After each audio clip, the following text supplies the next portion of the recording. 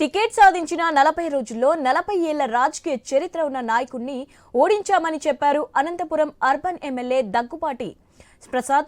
ఇవాళ నగరంలోని కమ్మ భవనంలో మినీ మహానాడు కార్యక్రమాన్ని నిర్వహించారు.